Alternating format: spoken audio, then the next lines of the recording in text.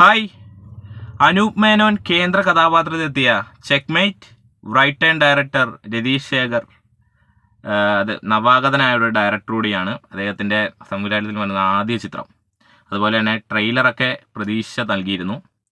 Trailer കണ്ടിട്ടാണ് cinema കാണണമെന്ന് വിചാരിച്ച് കയറിയത്.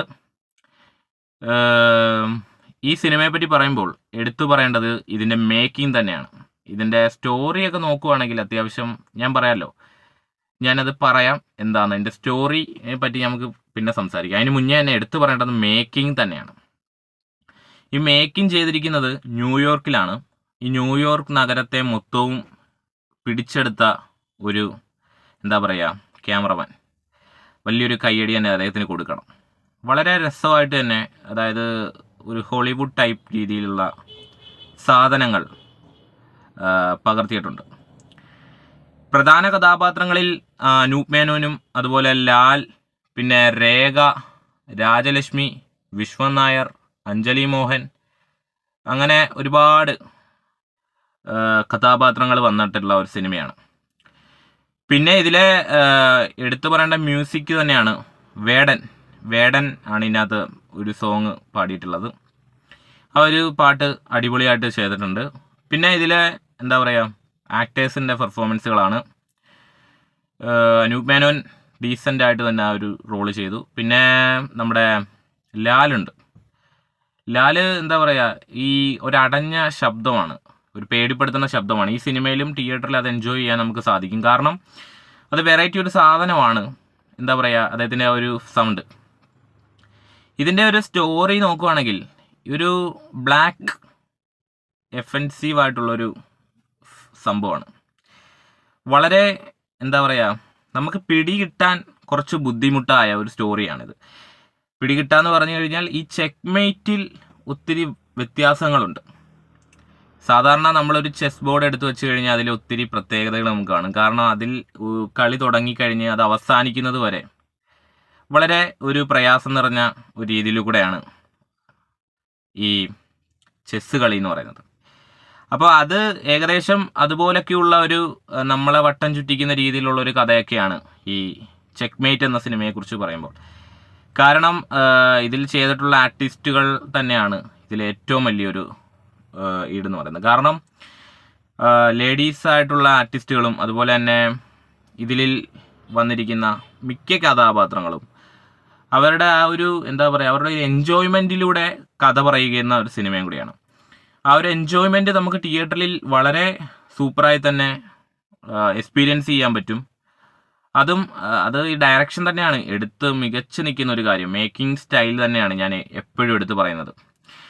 അതിൽ ഈ മേക്കിംഗ് സ്റ്റൈലിൽ പറയുമ്പോൾ ഞാൻ ഒരു പ്രത്യേകത പറയുകയാണെങ്കിൽ, ഈ ന്യൂയോർക്കിൽ ഷൂട്ട് ചെയ്തൊരു സിനിമ അതുകൊണ്ടാണ്. ന്യൂയോർക്കിൽ ഷൂട്ട് ചെയ്ത ഒരു വ്യത്യസ്ത തരം ആ ഒരു കൾച്ചറാലിറ്റി ഈ സിനിമയിൽ വളരെ ഡിഫറൻ്റ് ആയിട്ട് തന്നെ സംവിധായകൻ പകർത്തിയെടുത്തിട്ടുണ്ട്.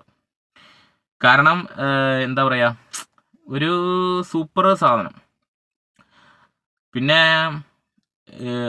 ഇതിലെ കഥാപാത്രം, അതായത് ഫിലിപ്പ് എന്ന് പറയുന്ന അനൂപ് മേനോൻ്റെ കഥാപാത്രം സൂപ്പർ ക്യാരക്ടറാണ് അദ്ദേഹം. ആ ഒരു കഥാപാത്രം വളരെ എൻഗേജ്ഡ് ആയിട്ടുള്ള ക്യാരക്ടറാണ്.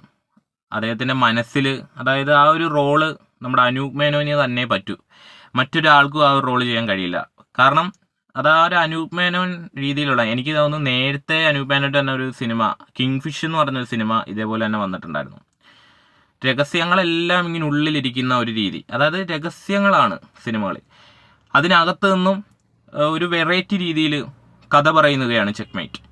അത് നമ്മളെ ഈ കണ്ടുകൊണ്ടിരിക്കുന്ന പ്രേക്ഷകനും നിരാശപ്പെടുത്താതെ തന്നെ വളരെ നല്ല അടിപൊളിയായി തന്നെ ഗംഭീര രീതിയിൽ തന്നെ കഥ പറയുന്നുണ്ട് ചെക്ക്മേറ്റ്.